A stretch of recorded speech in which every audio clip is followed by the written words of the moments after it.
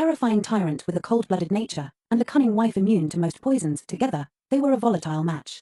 Their love, if it could be called that, was built on schemes, secrets, and unspoken challenges.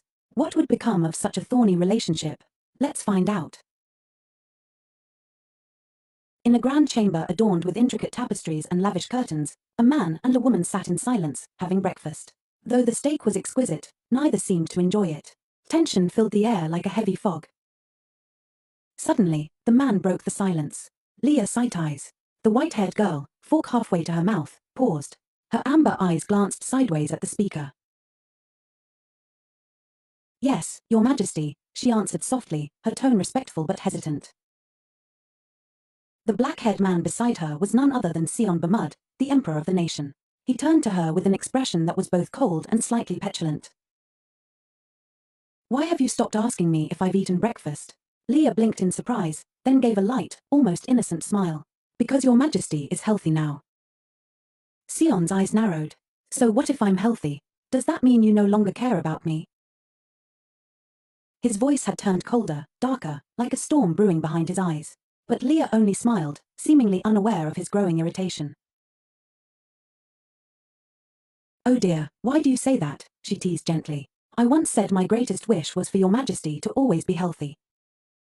Her words softened him. His hostile glare melted into something gentler, his eyes even showing a trace of shyness. "Very well, then." Leah watched the sudden shift in his demeanor and thought to herself, he's truly handsome when he looks like that. She recalled everything she had done over the past 2 years to keep him in good health, enduring his obsessions, coping with his moods, offering sleep ASMR, and checking on his well-being daily. But today was different. She calmly sliced her steak, mentally preparing herself for what she was about to say. The day had finally come.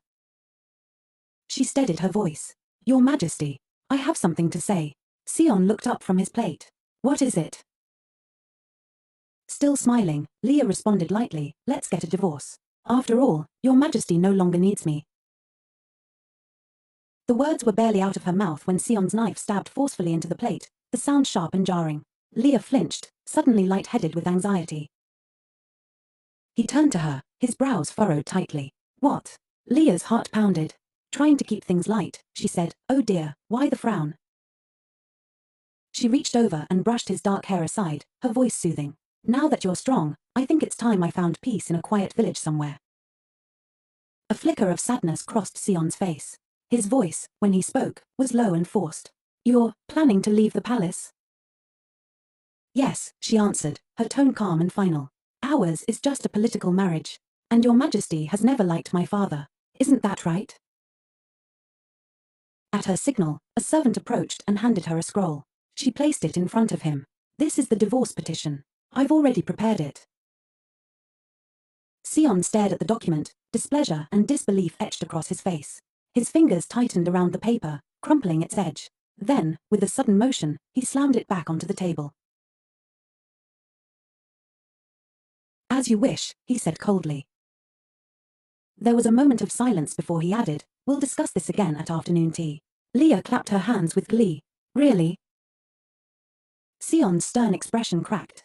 A radiant smile spread across his face as he looked at her. "Let's finish breakfast first."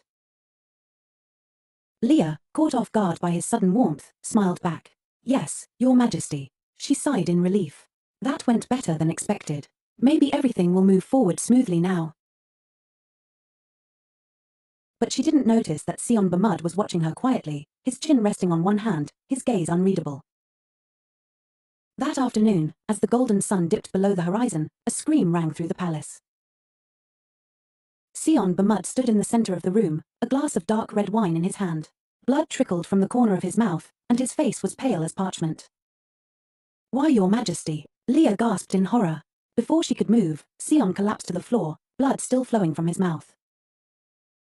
"Call the royal physician, now," she shouted to the servant nearby. She rushed to his side, trembling. "What's happening?" Then she froze. "Wait, something's wrong." Dr. Merin burst into the room, kneeling by the fallen emperor.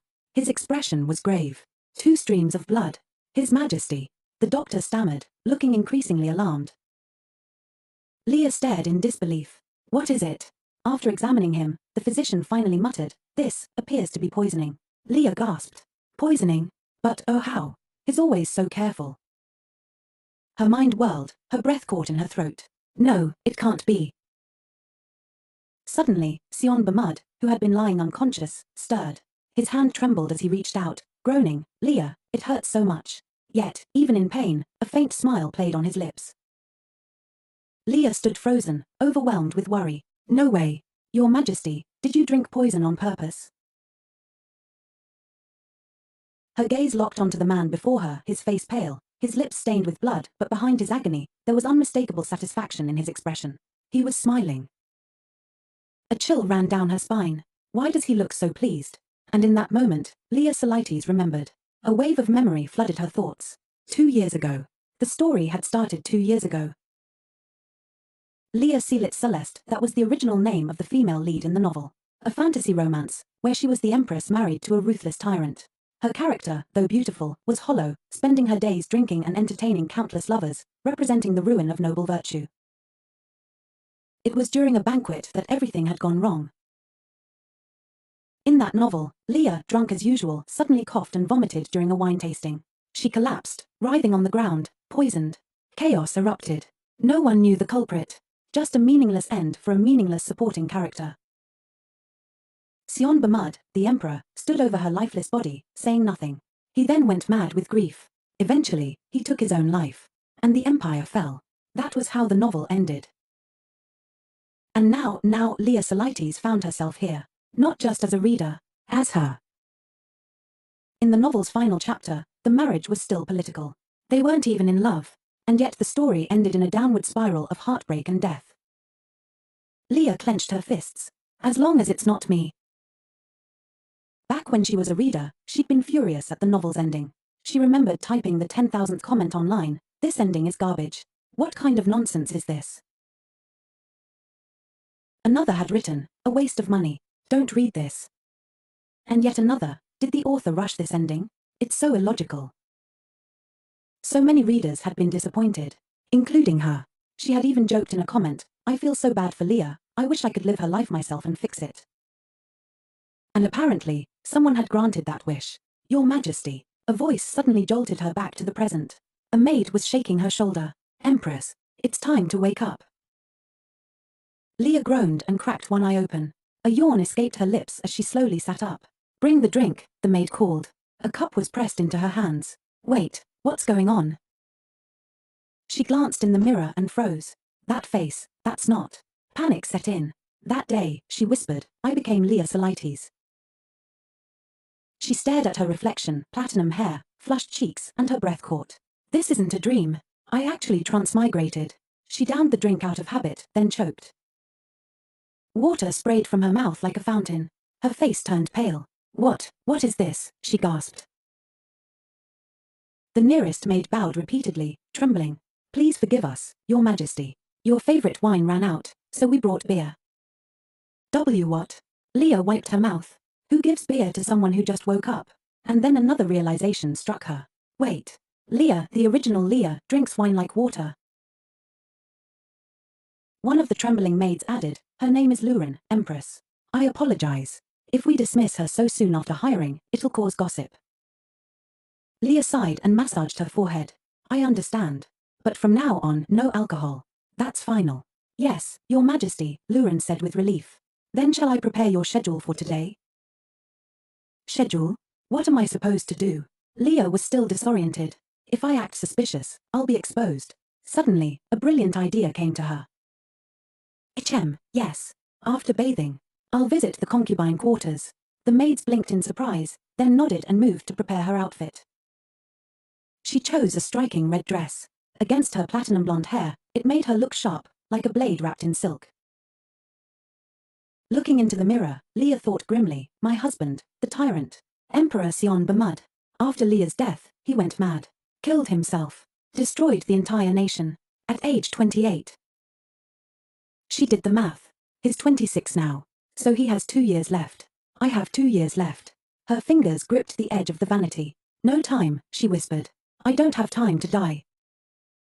Luren tilted her head. Your Majesty. Leah turned urgently. Prepare to go to the concubine quarters. We're leaving. Yes, Your Majesty. As Leah walked down the hall, Maids lined the corridor, bowing politely. After she passed, whispers followed. She's really going today? What else can she do?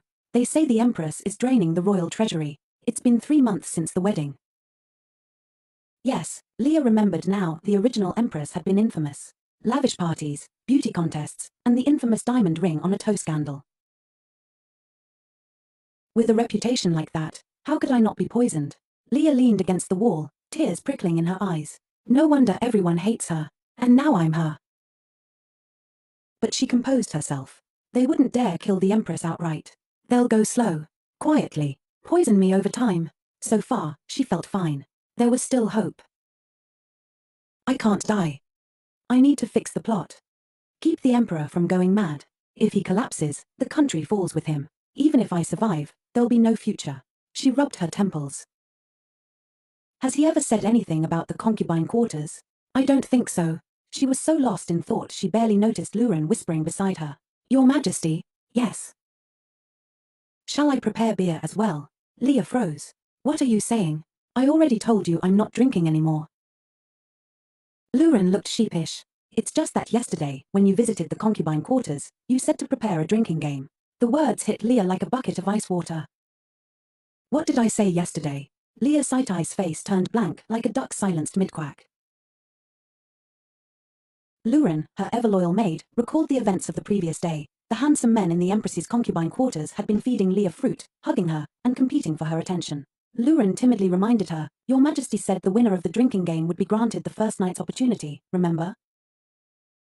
Leah turned crimson. Then, without warning, she shoved the doors to the concubine quarters open and shouted, No, cancel everything, cancel it all. Her face was drained of color. She mumbled wearily, This degenerate body, if I don't reform quickly. But before she could finish the thought, she froze at the sight before her. Inside, a crowd of absurdly handsome men turned in unison, smiling gently. Welcome, Your Majesty, they chimed sweetly. Some were shirtless, flaunting their sculpted abs. Others wore silk shirts with the buttons provocatively undone. A few looked like porcelain dolls with their gentle, pale beauty. One even had platinum hair that gleamed like moonlight. This degenerate flower garden is trying to blind me, Leah thought, horrified. A long-haired redhead stepped forward, as graceful as a blooming rose. Your Majesty, please come sit. I've changed your cushions to softer ones. A dark-haired man across the room quickly objected, That's inappropriate. Her Majesty will sit next to me. Then a blonde man joined the fray.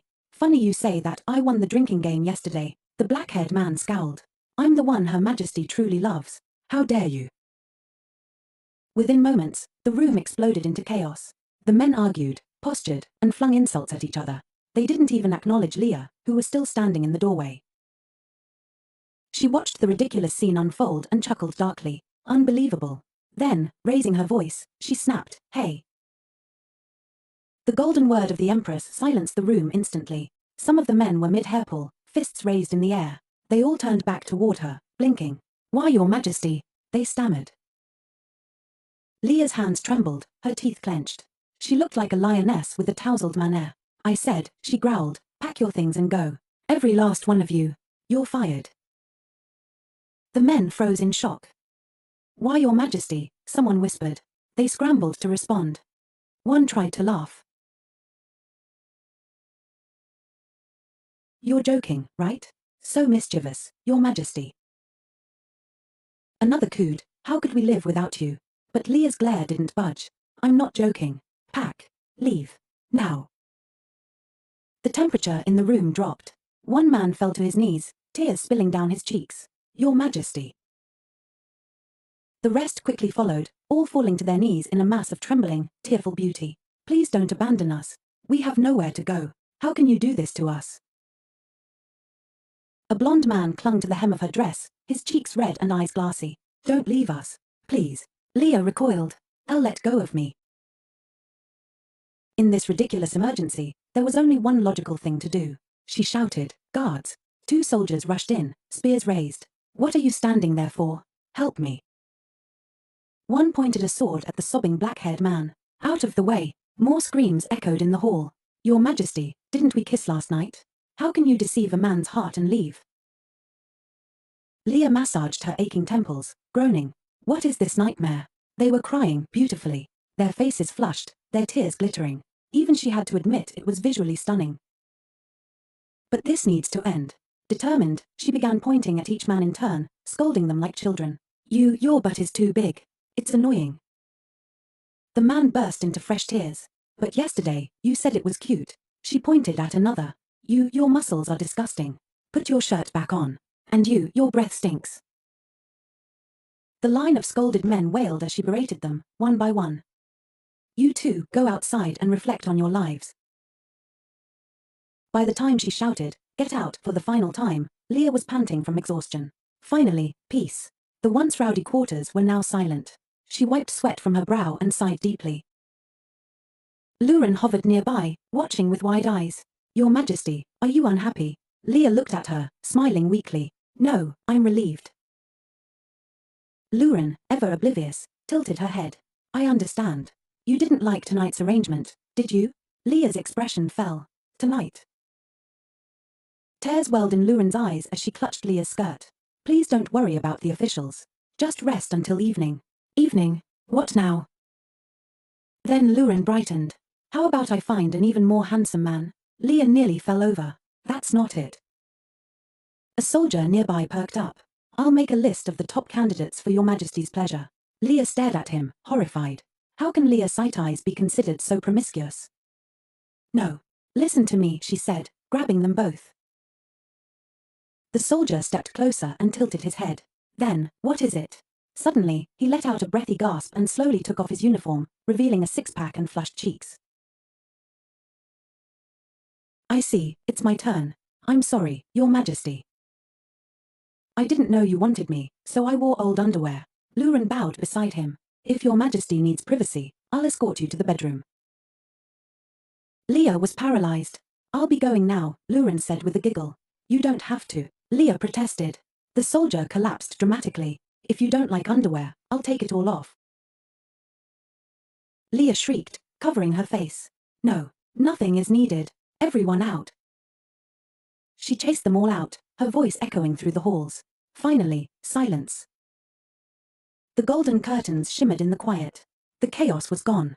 Leah dove onto the massive bed and hugged a pillow. Soft, warm, peace. At last, she had gotten rid of them all. Now I can finally rest, Leah thought, tears of joy streaming down her cheeks. Rolling back and forth on the bed like a freed prisoner, she let out a mischievous, satisfied chuckle. Ho ho, it's all Leah's karma. She deserved this. Luren approached, smiling brightly. Your Majesty, how should we handle the rest of the people in the concubine quarters? Leah's exhausted body shot upright like she'd been zapped. There are more. Yes, Your Majesty, Luren said. Should we chase them out tomorrow as well? Of course, Leah declared, without an ounce of sympathy. If she felt sorry for anyone, it was only herself, her poor little life. Yes, Your Majesty, Luren replied, gently. After a pause, Luren asked again, then would Your Majesty like to relax with an aromatherapy massage and a light dinner while waiting for the evening? No, Leah groaned. I just want to sleep like this. But then. However, tonight we must prepare for the wedding night, Luren said matter-of-factly. That jolted Leah straight out of her drowsiness. Wedding night. In her mind, it was as if 1,000 lightning bolts struck at once. She covered her mouth in panic. Wedding night. Did that mean she had to sleep with him? With the tyrant? That wasn't in the original story. Leah forced a stiff smile. I think I have alcohol-induced amnesia. Luren blinked in concern. Your Majesty, are you feeling unwell? Tears welled in Leah's eyes. This game. I don't understand it anymore. She awkwardly turned her head. So, this wedding night, do we really have to do it today?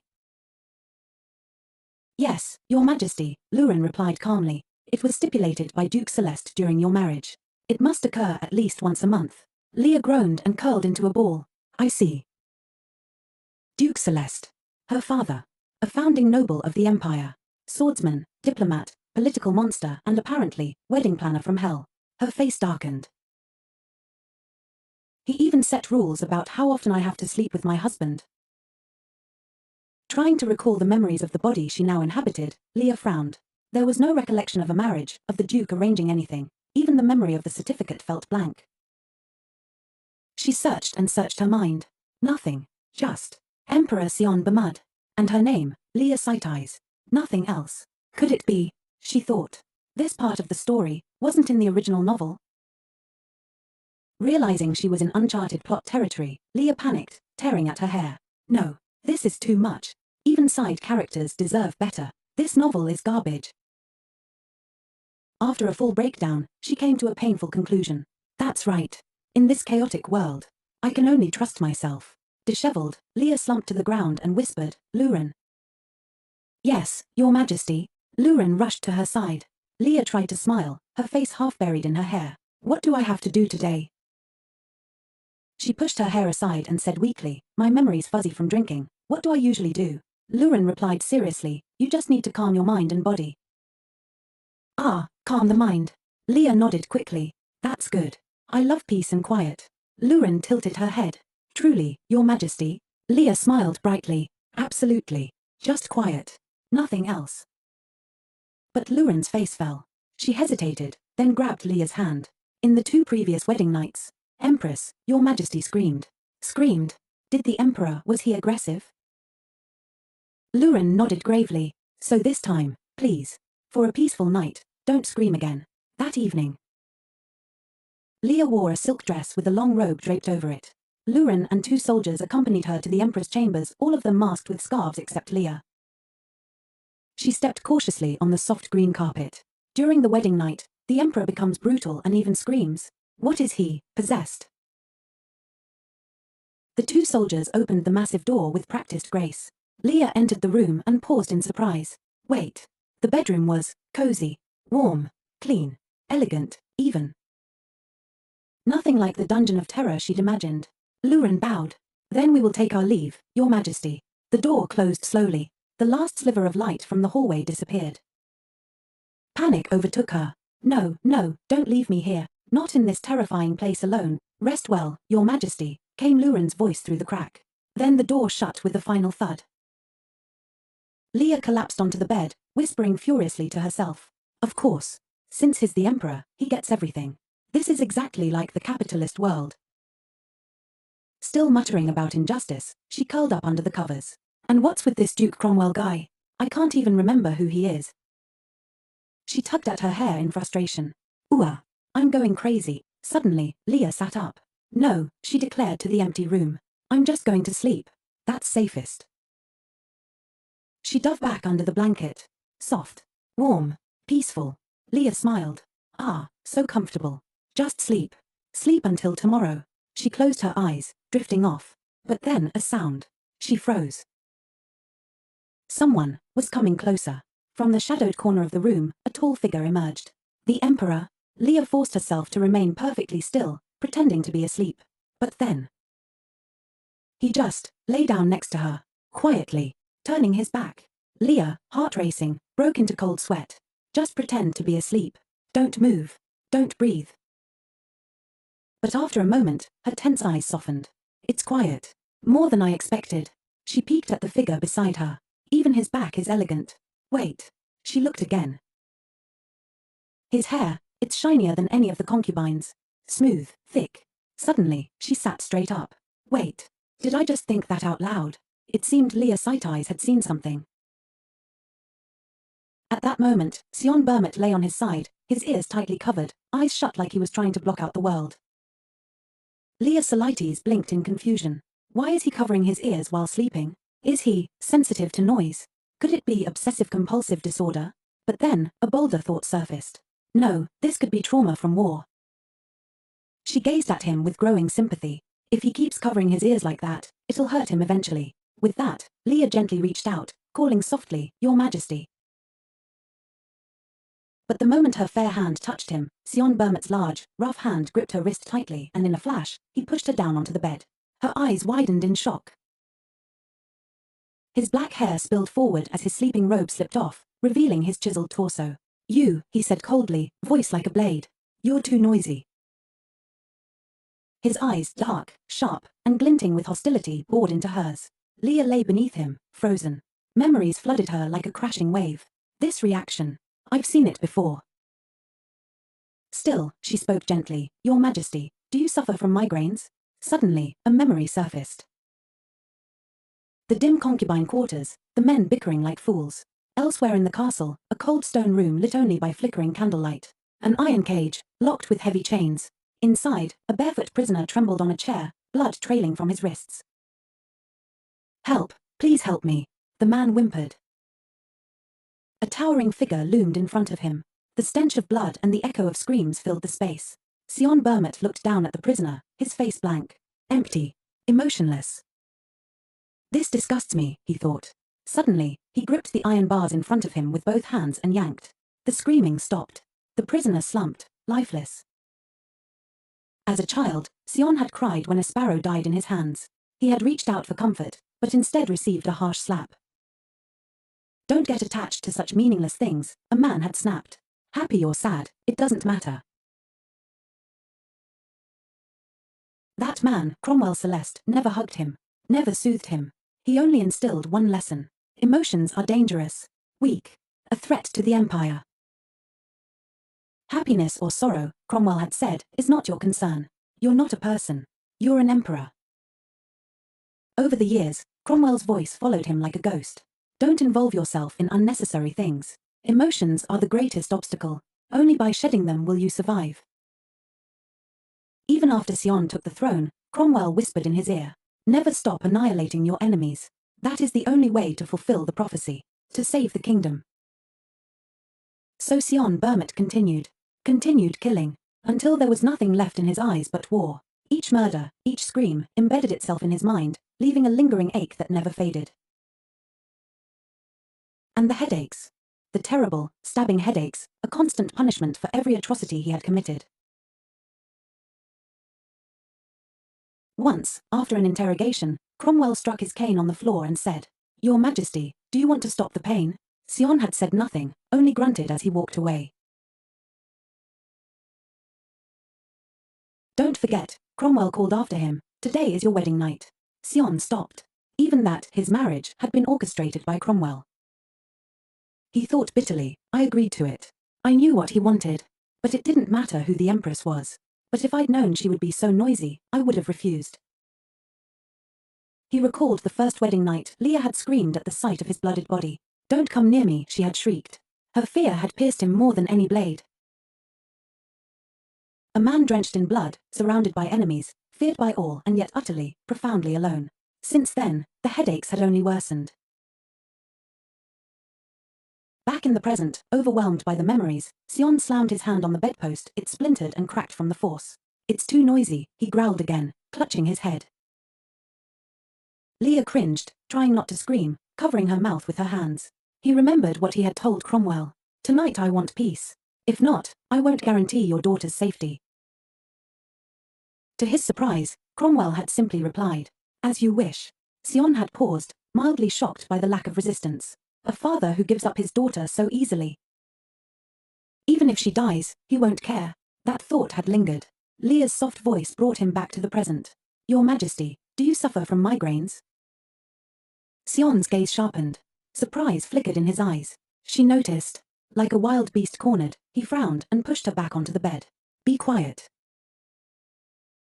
His expression was cold, distant, threatening. "She's just like everyone else," he thought. "She'll scream, she'll beg, she'll cry. Or maybe I'll lose control. Maybe I'll kill her." But contrary to his expectations, Leah gently raised her hand and touched his cheek. "Your Majesty, lie down and close your eyes." She pressed a hand to his chest and gently pushed him down. "Aren't you tired?" Seon lay still, stunned. For once, the cold mask on his face cracked, and he looked confused. She pulled the blanket over him and smiled. "I'll tell you a story to help you sleep." So he stayed still, uncertain. Today is different. After that, Leah Solites began her story. "I met a man when I was 20, she said softly. "He was my first love, but he always flirted with other women, so I decided to break up with him." She paused. "Hando, no, wait, I mean Hade, yes, Hade. I told him I would return the gift he gave me." Seon Bermott lay on the bed in silence, eyes open, mildly disapproving of her rambling. Yet Leah kept talking beside him, completely unbothered. "For our 1-year anniversary," she continued cheerily, I gave this guy, Taylor, a beautiful fountain pen. He gave me cookies. Said he baked them. But I caught the label, he bought them from the clearance rack of a bakery. Seon didn't react. He remained motionless, but his thoughts were churning. She's just talking. Constantly. But instead of a headache, I'm actually feeling drowsy. Leah's voice kept echoing. So I told him I wasn't happy. And he got mad, said I only cared about money. I'm sleepy, Seon realized, surprised. Meanwhile, Leah moved on to yet another ex. There was someone named Sihyun, no, Saint. He was sweet. I paid for everything, but he always wrote me these long, romantic letters. Isn't that lovely? She tucked the blanket up to Seon's chest like a mother fussing over a child. Seon watched her through half-lidded eyes, perplexed. She's talking about her exes, in front of her husband. What kind of woman does that? And yet, there was something oddly soothing about her nonsensical chatter. The more she spoke, the more his eyelids drooped. Leah rested her chin on her hand, glancing at him. But that's all behind me now. Well, there are still a few people in the harem, but that's in the past. Seon's eyes flickered. A few still left. He had assumed she was promiscuous like her father, but now she just seemed romantically hopeless. And somehow, not as shallow as he thought. Her voice, though ridiculous, acted like a lullaby. Gradually, Seon Bermot drifted off. Leah leaned close, smiled, and whispered, "Good night, Your Majesty." Seon was already sound asleep. Still a few men in the harem. Why are there still a few? He mumbled as he fell deeper into dreams. The next morning, golden sunlight streamed into the room.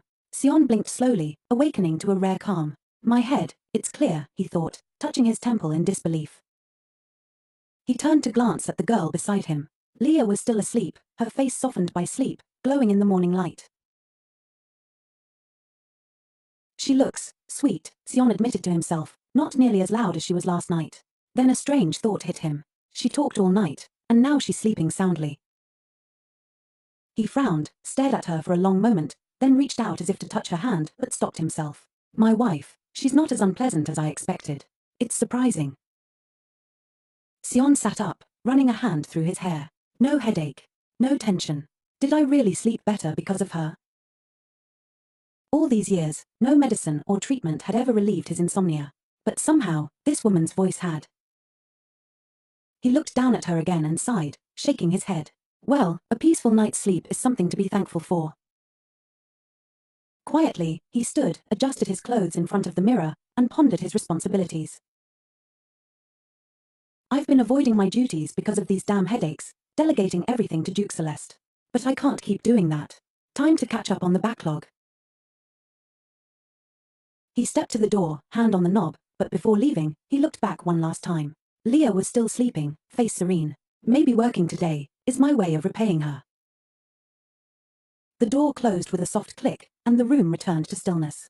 Leah soon woke up, stretching luxuriously under the morning sun. Atilda, I slept so well, she chirped, hugging her pillow. Her face was radiant. Last night was wonderful, wasn't it? I must have magical ASMR powers.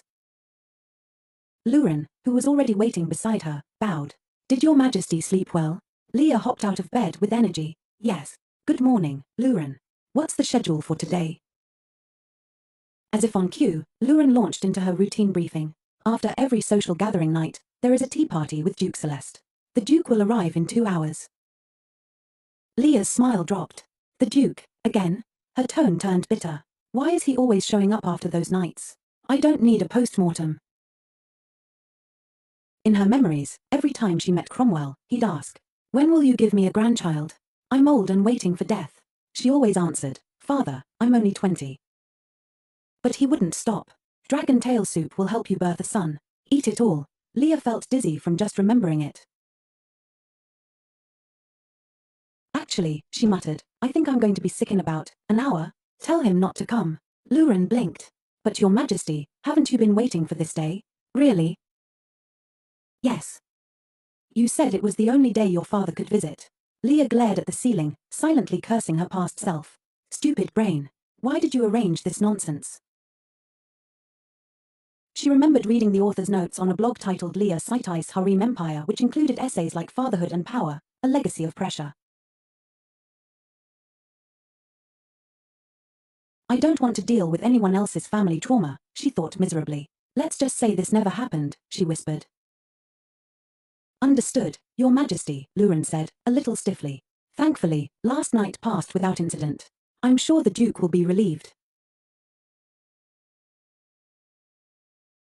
Leah smiled, humming as she rested her chin on her hand. Yes, yes. Go tell him that. Oh, and prepare a bath. Right now? Yes. I need to see the Imperial Doctor today. Luren blinked in surprise but quickly obeyed. Leah, meanwhile, was already planning her next move. There's no time to rest. I nearly died from poisoning. I need to learn more about this body and fast. I need to check my condition immediately. Suddenly, the doors burst open. A young man with long hair and dazzling, androgynous features walked in, beaming. Empress, how can you be here already? He exclaimed. Leah froze. Of course I picked him for his face, she thought bitterly. If you had called me, the man said sweetly, I would have come running barefoot if I had to. Leah forced a polite smile. No, I just had a few things to ask. Then let us sit and talk, he said, guiding her to the sofa. Leah sat awkwardly. He leaned in far too close. She subtly scooted away. Isn't this a little too close for a consultation? He tilted his head. But last time, you said this distance made it easier to hear. He leaned in again, whispering by her ear. Leah's expression twitched. She moved a full meter away from him. Even the doctor's flirting? This is insane. I'll be more mindful of personal space, he offered, stunned. Please do, she muttered, already mentally regretting her harem recruitment choices. After regaining her composure, Leah Selites cleared her throat and spoke in a more measured tone. More importantly, I've been concerned about my health lately. She straightened her posture and gave the androgynously handsome doctor a serious look. I'd like a full checkup. Allergy tests, body scans, the works. You're the doctor. I'm sure you know what's best. The man smiled charmingly and interrupted her mid-sentence. I don't know anything about that. Leah blinked. What? He shrugged. I don't know anything about those things. A beat of silence. The maids nearby froze, eyes averted, ears pretending not to hear. Raising one slender hand, the man slid it onto Leah's shoulder and said in a sultry voice, but I do know your softness very well. Leah flinched. This wasn't a doctor. This was a creep. Before she could respond, the man continued with an unsettling familiarity. Don't you remember? You said there were limits, even in the bedroom. To him, Leah Selites was a rose on a lonely peak. But on your throne, aren't you tired of being alone, my empress? He whispered. Let me know you. Trust me. Snap. Leah smacked his hand off her shoulder with a sharp flick of her wrist. Her expression turned icy. What kind of imperial doctor doesn't even know how to conduct a checkup? She said coldly. It's a miracle you're still alive. She turned toward the guards without hesitation. Take this man away immediately. As he was dragged out, the so-called doctor cried out, Empress, wait, there must be some misunderstanding. I can fix it, Your Majesty. But Leah didn't even glance back. She stormed into the inner room and slammed the door behind her. Her eyes landed on a dusty, broken stethoscope tossed carelessly on the table. She sneered. A stethoscope covered in dust, she muttered. Keeping someone like that as a doctor. I'll be poisoned in no time. Luren, she barked. Luren entered, flustered. Yes, Your Majesty. Who recommended him? Luren looked hesitant. Actually, you did. You chose him from the candidate pool yourself. You said his face made you feel like you could trust him. Leah stood frozen.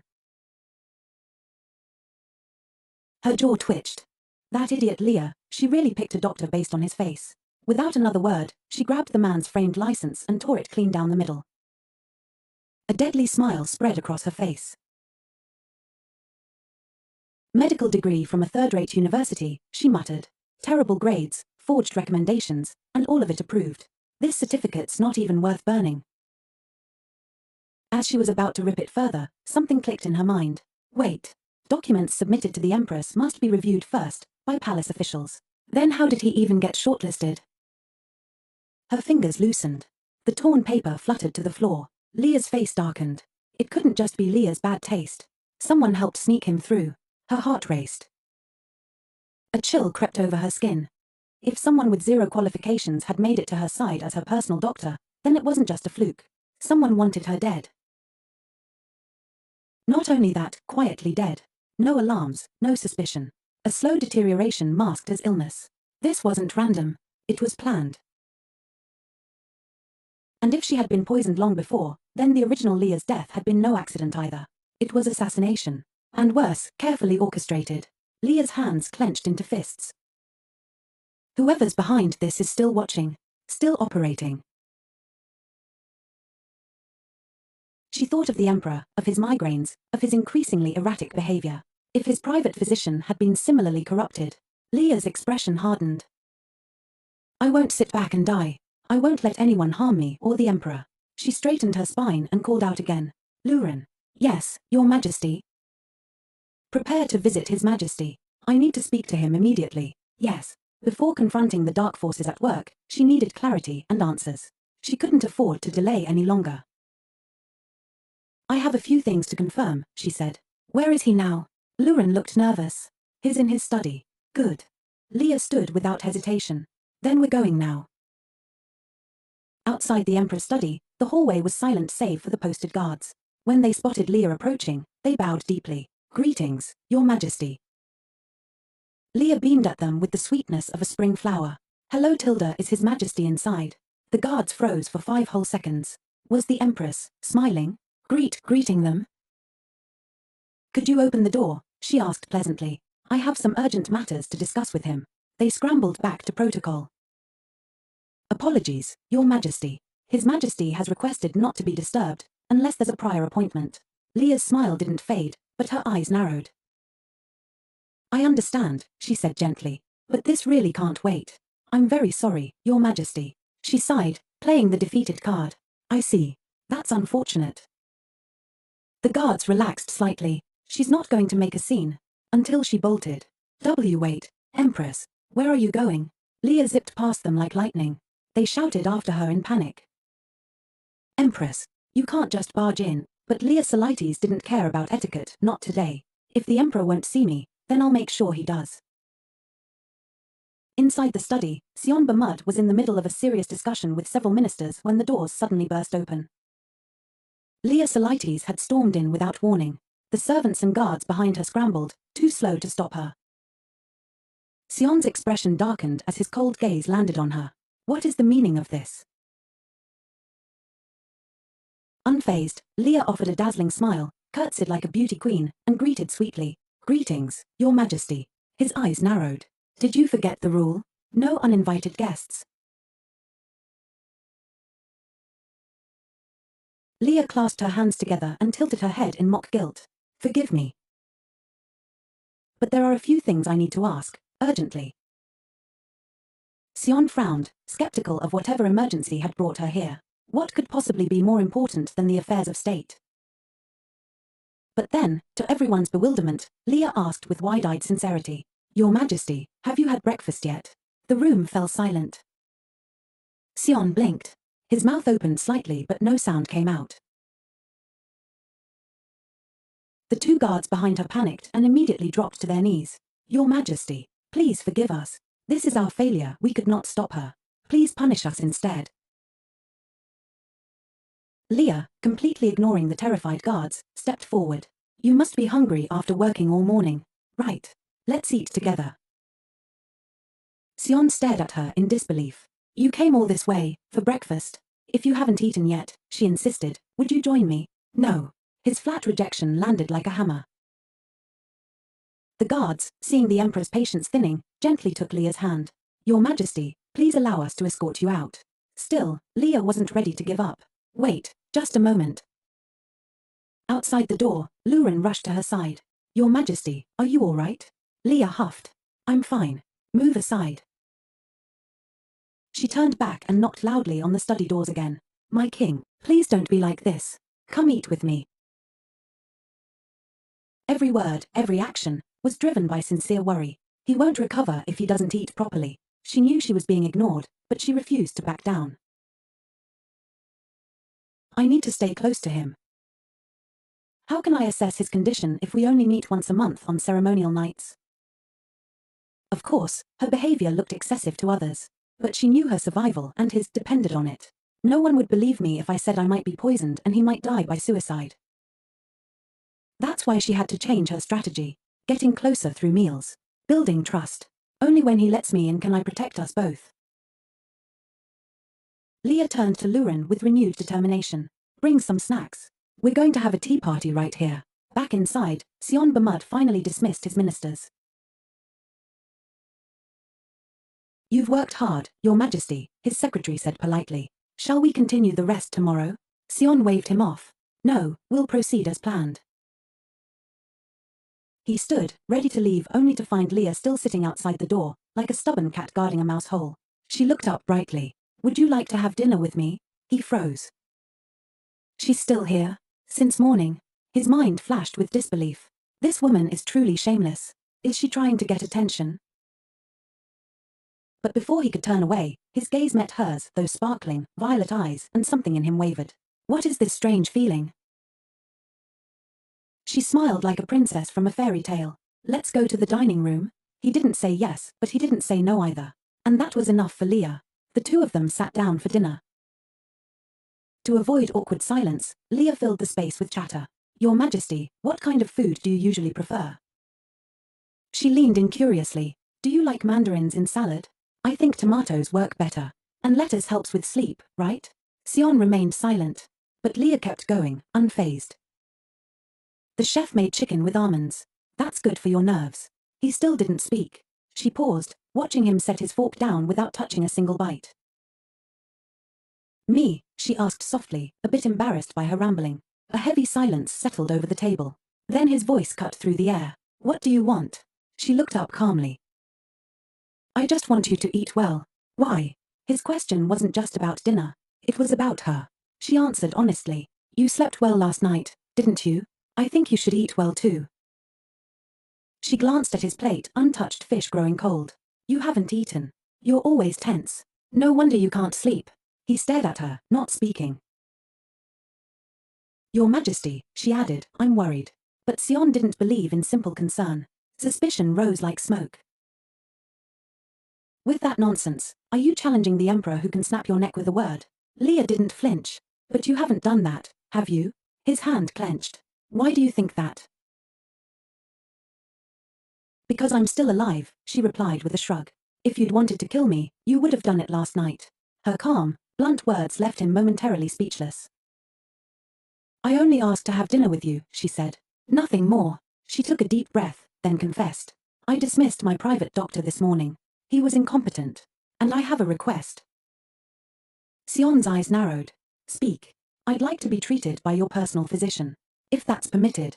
She met his gaze head-on, not backing down. To her surprise, his expression shifted slightly. So, she's not just a pretty face. All this effort, just to strengthen your position, he asked coldly. You'd use any means, wouldn't you? Leah blinked. Her. At that moment, Leah's sight eyes hadn't expected she would be seen as such a devil in his eyes. Is he saying I inherited Cromwell Celeste's wickedness? In what way do I resemble him? She couldn't admit that kind of accusation. It's too much to say that, just because I requested to share a doctor, she countered. I only thought it would be more convenient to take care of your Majesty's health. Since she'd already begun, she decided to push forward. If you allow it, I'd also like to help treat your insomnia. To her surprise, he agreed immediately. I accept. Leah's eyes widened. Oh, really? Her heart soared. A smile lit up her face. Thank you, Your Majesty. I'll ask the doctor how I can help. You don't have to. His cold tone shattered her joy like glass underfoot. Without another word, Seon Bamud stood up to leave. But before walking out, he left a sharp warning. If you ever try to manipulate me again with foolish tricks, you won't keep your life. She felt the sting of being misunderstood again. I didn't mean it like that.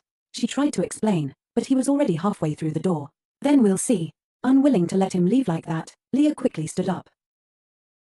Don't be like this, Your Majesty. Don't you want to sleep well again tonight? He turned briefly. You're quite talkative. She followed him down the hallway. I only sincerely want to help Your Majesty rest better. He ignored her, but she wasn't deterred. If you want to sleep like you did last night, you're welcome in my room anytime. His only answer was the slam of a door in her face. That sound pierced through her defenses. Her smile crumbled, and she staggered where she stood. Your Majesty. The maids rushed to her. Are you all right? Someone call the doctor. Leah looked down, her heart heavy. Can I even call this a success? Pretending to be strong is exhausting. She returned quietly to her room and opened a book. I've cleared the first dangerous hurdle, now it's time to prepare a proper detoxification plan.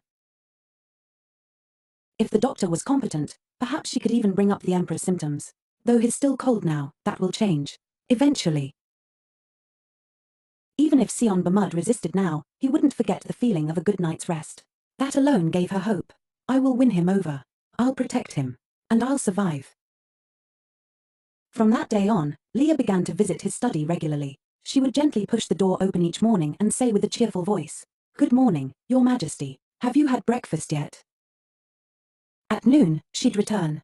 "Would you like to have lunch with me?" At this point, she had thrown away all pretense of pride. Who cares about my image? It's not like I've got anything left to lose. According to what she remembered, a week had passed since that night, meaning his limit must be approaching. That night, as the palace was wrapped in moonlight, Leah brushed her hair alone in her chamber. Loneliness clung to her like a second skin, and her eyes shimmered with quiet sadness. She stepped out into the cool night air only to find someone already waiting for her outside her door. Oh my, what wind brought you here? It was none other than Seon Bamud.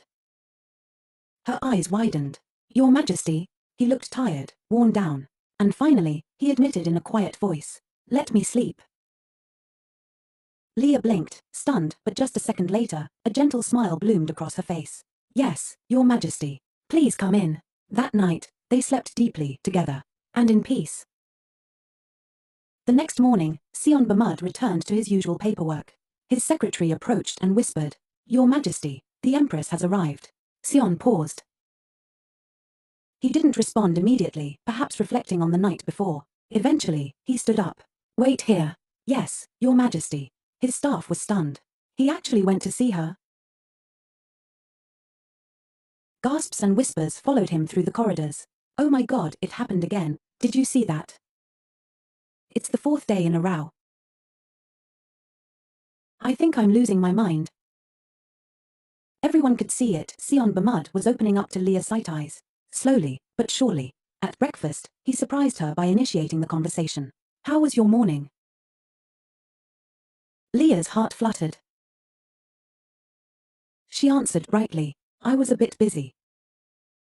I read in the garden. The flowers are blooming beautifully today. It was really peaceful." Seon simply nodded and continued eating. His cool demeanor hadn't changed, but the fact that he asked was enough. Still, Leah wanted more. He's still standing in place. "I need him to move toward me." She reached forward and asked sweetly, "Your Majesty, could you pass me the pepper?" Without hesitation, he handed it to her. She smiled brightly. "Thank you. Thanks to you, this will taste even better." When he stood up to leave, she looked up hopefully. "Or, are you leaving already?" Her tone was so light, so playful, that even Seon couldn't help but pause. "I'll see you tonight, Your Majesty." After he left, Leah happily continued her breakfast. Luren, ever the observant maid, leaned down with curiosity. "Your Majesty, how are you doing this?" "Chem, what do you mean?" Luren clarified with wide eyes.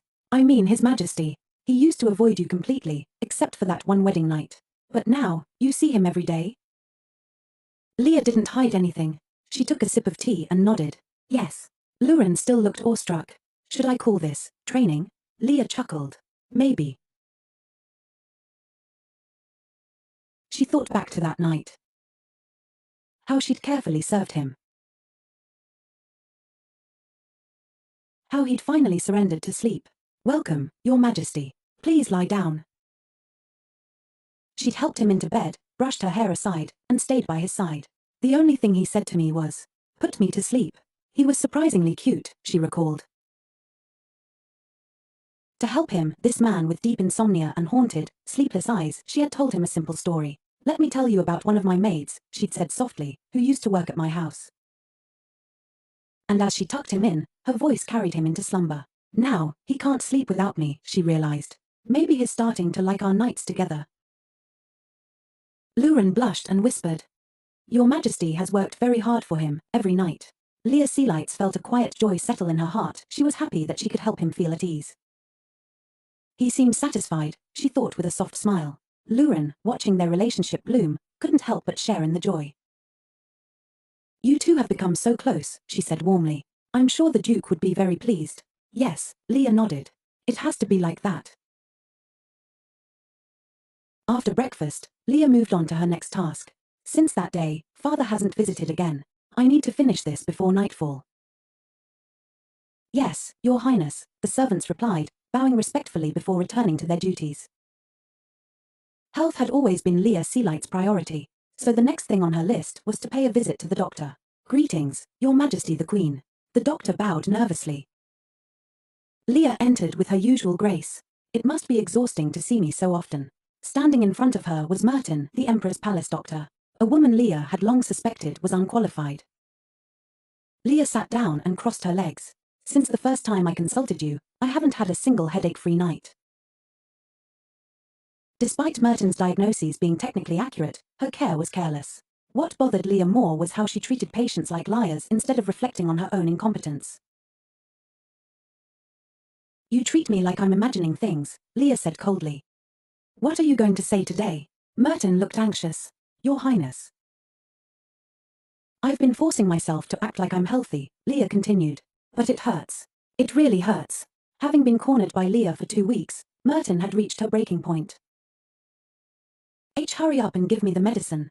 "According to my diagnosis, Your Highness is perfectly healthy," Merton said weakly. Leah's voice dropped, menacing and quiet. If someone easily sells their integrity to money or power, doesn't that increase the likelihood of bribery? Aye, please explain your symptoms more clearly, Your Highness." "I don't know. Just give me the medicine." She had more than enough reason to pressure this doctor, and today was the final test. The most decisive day. Leah leaned forward slowly. "Today, I will receive an accurate diagnosis. No more excuses." She gave a quiet warning. "Your life depends on your answer." The room turned icy cold. "Now," she said, "what is your diagnosis?" Merton's hands trembled. "Why, Your Majesty?" Leah remained still, watching. "You have a mild illness." Leah smiled sweetly, but her eyes burned. "That's your answer." Merton stammered, terrified. "Why, Your Majesty, how could I?" Leah stood up. Her voice sharpened. "Then diagnose me correctly. You've made me look like a liar, and you think your head should still be attached to your body." She raised her hand. "I'll count to 3. This is your last chance. 1. I. 2. I'm sorry." Leah froze. But Merton stood her ground. "I swear, I'm not lying. Your Highness is perfectly healthy." Her voice was shaking. She was near collapse. I'll keep working hard to ensure everything is fine in your palace. Please, spare my life." Then, in an instant, Leah's face changed. Her icy glare melted into a radiant smile. "Good. That's the answer I wanted to hear. If it's you, I can trust you." Merton blinked, confused. Just seconds ago, Leah had looked like the god of death, and now she was smiling like an angel. "Since both His Majesty and I are in good health," Leah continued sweetly, "I'm trusting you to take care of His Majesty from now on." "Why yes, I understand." Leah gave her a graceful nod. "I look forward to working happily with you, Merton." And with that, she left the room with Luren. As they walked through the hallways, Leah murmured, "Is the problem with the private doctor finally resolved? Why does the palace feel less tense?" "Yes, Your Majesty. We've cleaned up most of the harem," Luren reported. "All the furniture and decorations have been removed, and the rest will be cleared today." But then her expression grew stiff. "There's one delay. Someone refuses to leave, which is slowing down the work." "What?" Leah frowned. "I explicitly ordered all of them to be removed." "I know, Your Majesty, but they insist on meeting the Emperor first." Leah scowled. More of Leah's old mess. That would end today. "If they want trouble, I'll show them I'm the best troublemaker on this continent." Just then, a loud voice echoed through the walls. "The royals must keep their promises." Leah pushed the door open and entered. "Hey, you." If you keep shouting, nothing good will come of it. She expected a mob. But there was only one man. Oh. Just one person, she blinked. That's easier than I thought. The man turned around. Expulsion? I won't accept it. Luren leaned in and whispered, Your Majesty, that's Leo Castle. The Emperor brought him in personally. Called him charming and intelligent. Leo was visibly furious. You can't just throw me out. His Majesty promised to pay all my tuition if I joined the harem. And now he's kicking me out. I'll be an overeducated beggar. He shoved a paper in front of her. Look. This is signed. 3 years in the harem and he'd pay my Imperial Academy tuition. Leah took the document. At first, she remained calm. But when she saw the total. What? That much? Over 100 million won per semester? This was a financial disaster waiting to explode. If the truth came out, she'd be known as the villain who wasted the Empire's money. Still, she offered a solution. I'll rescreen the harem, she said. You've only been here for 2 months. I'll get you transferred and cover your fees elsewhere. But Leo shook his head firmly. No. It has to be the Imperial Academy. Why? I'm studying a specialized medical course. Only available there. It may not be profitable, but it's what I care about most. That caught her attention. Medical, you're making medicine? He nodded. Realization hit her like a lightning bolt. An antidote. This man might be able to make antidotes. She leaned forward eagerly. So, you graduated top of your basic course? Yes. I was hoping to move into general medicine. Difficult to master, but it involves real pharmacology. And it's only available at the Imperial Academy. Yes. The success rate is low, but... Okay, she cut him off. I'll support you. Leo blinked in shock. You will? My family has money, she said flatly. I'll invest in you. That evening, Leah lay beside Seon Bamud, curled up under the soft covers. Raindrops pattered gently against the windows. I like warm tea on rainy nights, she whispered, burying her face into the pillow. The sound of rain always calms me. And tea warms my heart. As she spoke about her childhood, about silly stories and memories, Seon listened quietly. Slowly, his breathing calmed. His eyes began to flutter shut. Her voice, soft and rhythmic, was better than any lullaby. Just listening to her makes me fall asleep. And somewhere in that rainy silence, Leah smiled. I'll find out what poison is in our veins. I'll save you. And myself.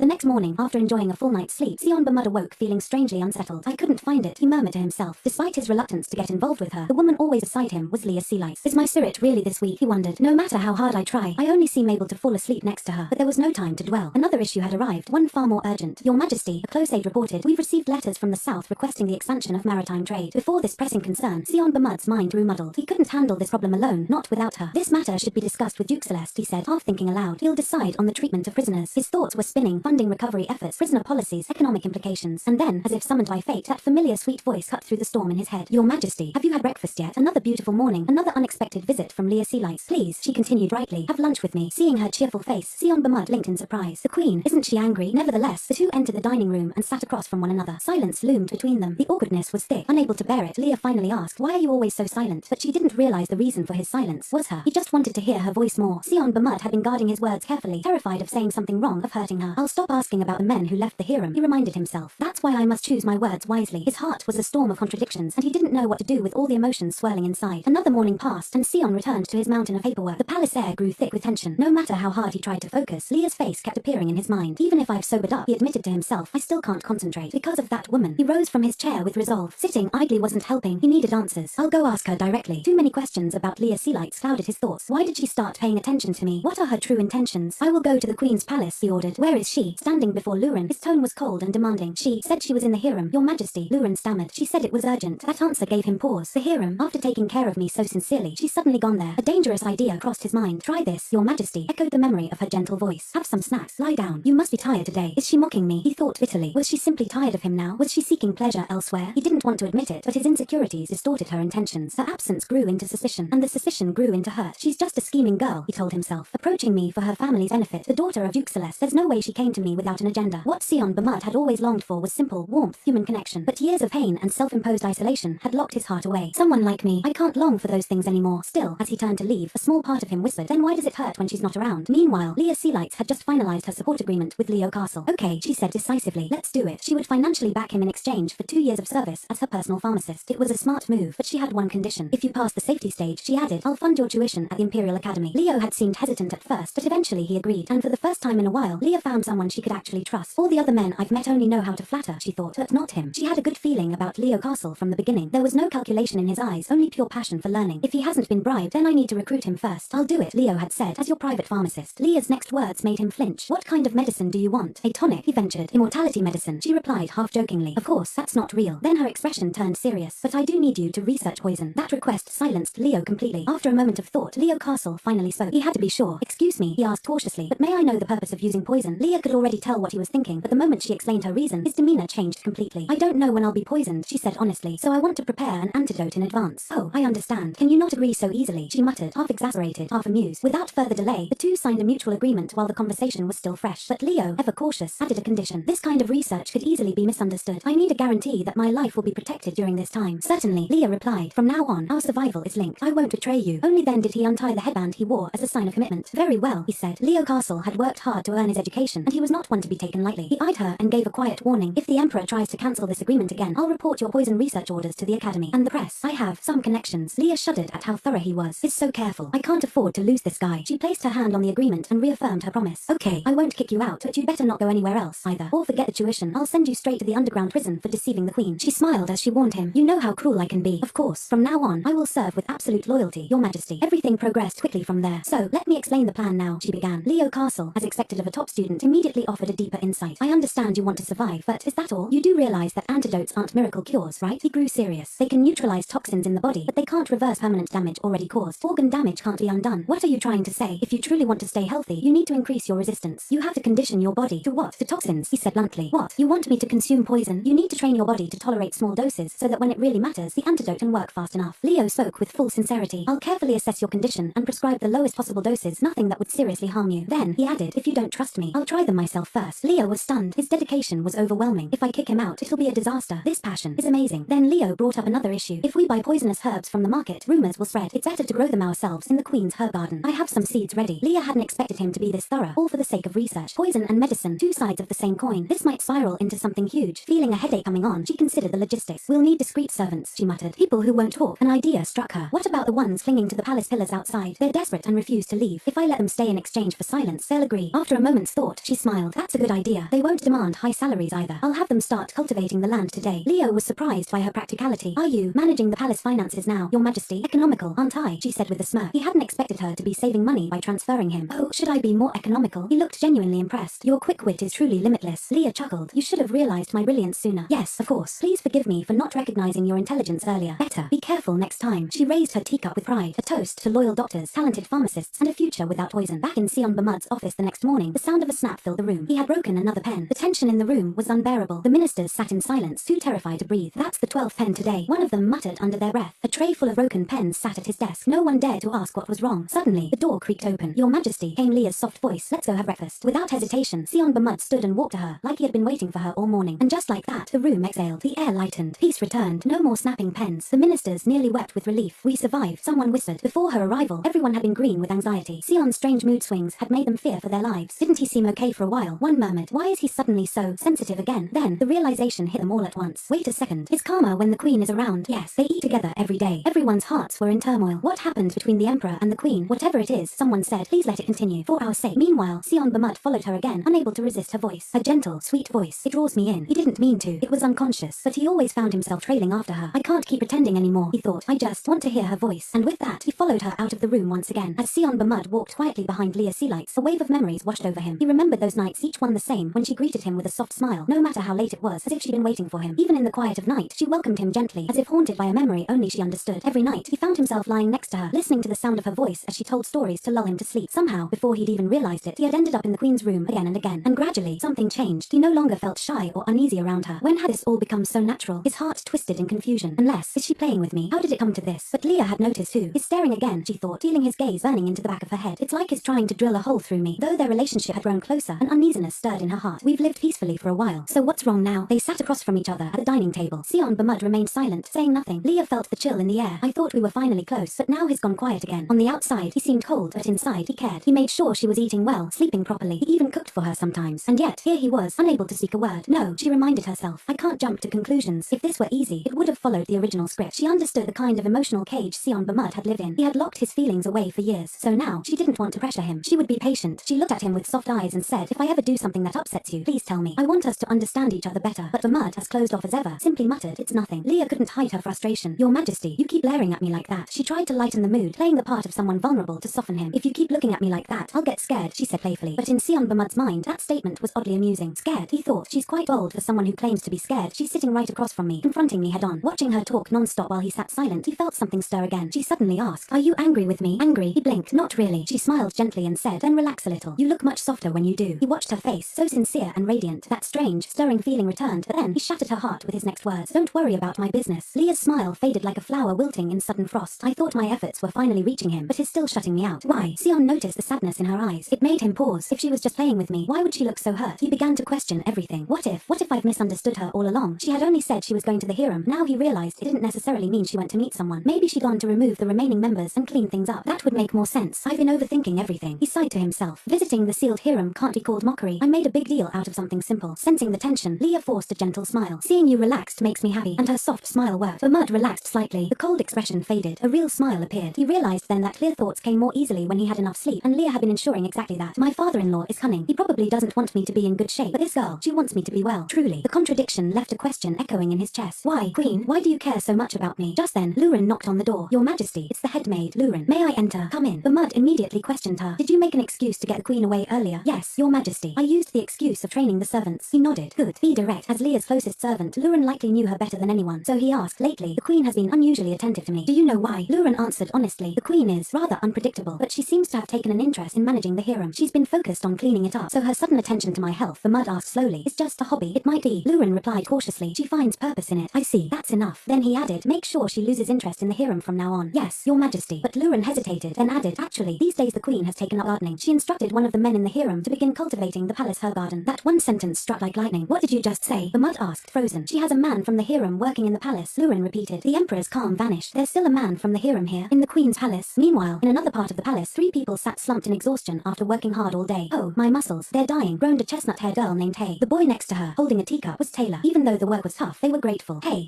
Taylor said with a grin. We could have ended up in a brothel. This is heaven compared to that. Saint, the third member, nodded. Yeah, I've got nothing but a decent face and handwriting. A pay job in a recession. We're lucky. Under Leah's care, the 3 of them had food, shelter, and peace. They smiled as they shared their thoughts. I joined the harem just for money, Saint admitted, but now, honest labor doesn't seem so bad. Just as they were settling into their little moment of peace, a tall, shadowy figure loomed at the entrance. By the way, Hay whispered, hasn't the Queen changed? She's been kind. She even stopped drinking, Taylor added. Then, bang, the door flew open with a loud crash. They all jumped to their feet in panic. The Queen's palace. Hay shouted. Who? The figure stepped forward with an aura of pure wrath. They immediately recognized him. The Emperor. Seon Bamud stood there, radiating menace. The 3 of them scrambled to bow, trembling. We greet your Majesty. He didn't reply. He stepped closer, his voice low and cold. I suppose I delayed formally introducing myself to the palace servants. His eyes narrowed. So let me ask you, among you, who is the one who serves the Queen? The room fell into silence. The 3 froze, unsure of how to answer. Can we even answer that? The 3 servants stood frozen. Not a word escaped their lips. Leah Sealights had given them strict orders. Don't reveal your identity, and don't say anything unnecessary in the palace. From now on, you're forbidden to disclose personal information. Now caught in a terrible dilemma, they didn't know what to do. Speak and risk the Queen's wrath. Stay silent and risk the Emperor's blade. Either way, death was on the table. Is this considered a personal matter? Should we stay quiet? But it's the Emperor asking. What if saying the wrong thing also makes the Queen angry? A terrifying thought surfaced in all their minds. Is confessing to the Emperor, Her Highness's husband, basically the same as signing our own death warrant? Seon Bamud's patience snapped. His sword left its sheath in a flash and pointed coldly at them. If you keep silent, I'll execute each of you, one by one, starting from the left. His voice was terrifyingly calm, but his eyes were burning. He had to know everything. What did the Queen whisper to you? Tell me. Word for word, the 3 silently prayed for salvation. Please, Queen, save us. Still receiving no answer, Bamud raised his sword slightly. Hay finally broke. Forget it. Let's just survive first. She told us to become independent. Hay blurted. We were relying too much on palace stipends, so she said from now on, if we don't work, we don't eat. Luren stood in the corner, pale and trembling. She didn't dare say a word. Surprisingly, Seon Bamud didn't strike. Instead, he lowered the sword slightly and questioned again, more softly this time. Do you know the Queen's sleeping habits? Although none of them were Leah Sealight's official attendants, they had grown close to her in an odd, unexpected way. They hesitated. This felt dangerous, but the words slipped out. She usually frowns before bed, curses under her breath a bit, yawns a lot. There was one thing none of them mentioned, something Seon Bamud had no idea about. None of them had originally served the Queen directly. It had all happened by accident. They were once told she'd choose the best among them to be her personal escort, but that opportunity had slipped away. Fortunately, someone had interfered, probably to save them. There's another side to Her Highness, one of them whispered. She locks herself in her room and drinks a lot. Gimme all the beer. Hey mimic, am I going to die for saying that? She panicked inside. After a long pause, the mud seemed to realize something. These three aren't bodyguards. They aren't hiding anything anymore. The suspicion in his eyes faded. He slowly sheathed his sword. Continue working. And without another word, he turned and walked away. The moment he left, the three of them collapsed into each other's arms, overwhelmed. We survived. The first thing Seon